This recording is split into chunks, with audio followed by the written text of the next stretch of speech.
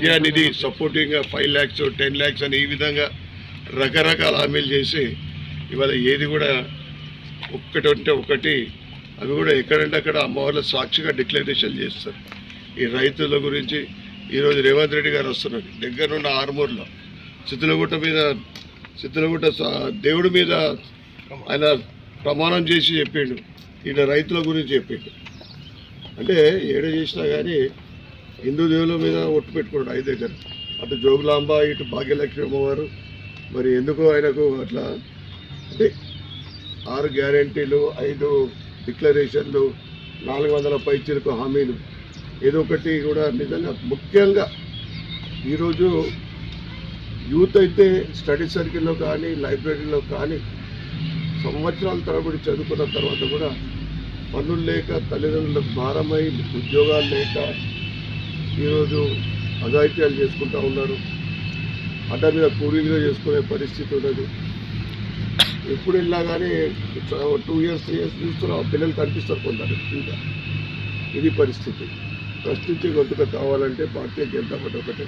ఇక టీచర్ల సమస్యలు అయితే ఇక అనేక సమస్యలు 317 జీవోతో అయితే ఎంతో ఇబ్బంది పడ్డారో దాని గురించి పోరాడేది భారతీయ జనతా పార్టీ మాత్రమే. మా బండి సంజయ్ గారు దీక్ష చేసిండ్రు, జైలు పాలైండు, దెబ్బలు తిన్నా కానీ ఎక్కడ కూడా వెనుకడుగు వేయలేదు. ఆ సమస్య మీద పోరాడి కొన్ని సాధించుకున్నారు. దాంట్లో అంటే ఎవరికైతే హెల్త్ బాగుండదో అటువంటికి అంతే 2-3 మిగతా 90% ప్రాబ్లమ్స్ సాల్వ్ కాదు. ఇక వాళ్ళకు రిటైర్మెంట్ బెనిఫిట్స్ కూడా ఒక్కొక్క ఉద్యోగికి అలా 20 నుంచి 40 లక్షల రూపాయలు బకాయి ఉన్నాయి.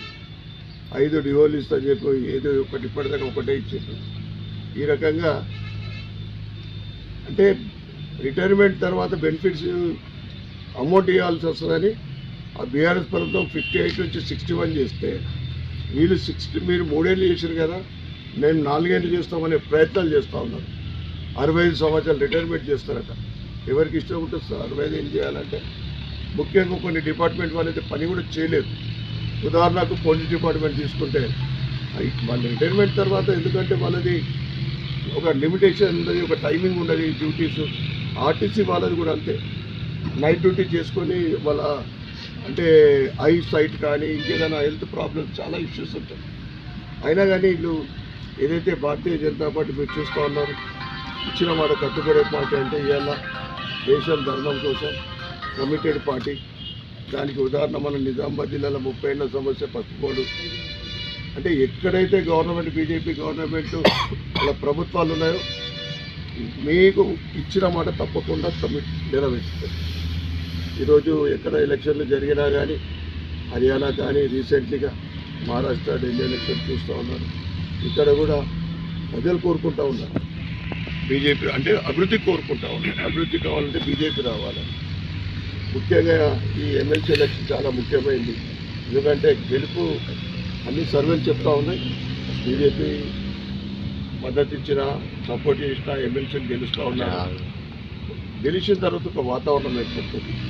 రాబోయే స్థానిక ఎన్నికలను ఇక్కడ మన నిజామాబాద్లో ముఖ్యంగా కార్పొరేషన్ ఎలక్షన్ వాటి అన్నిటి కూడా బాగా అనుకూలంగా వాతావరణం ఏర్పడుతుంది. బీజేపీ వస్తే తెలిసి ఇవాళ 11 years నుంచి మోడీ గారి పరిపాలన అంతా చూస్తూ ఉన్నాం. ఇలా అన్ని రంగాలలో ఇన్ఫ్రాస్ట్రక్చర్ ఏ విధంగా డెవలప్మెంట్ అవుతూ ఉంది. కనుక దయచేసి బీజేపీ అభ్యర్థులు సపోర్ట్ చేయాల్సి కోరుతున్నాం.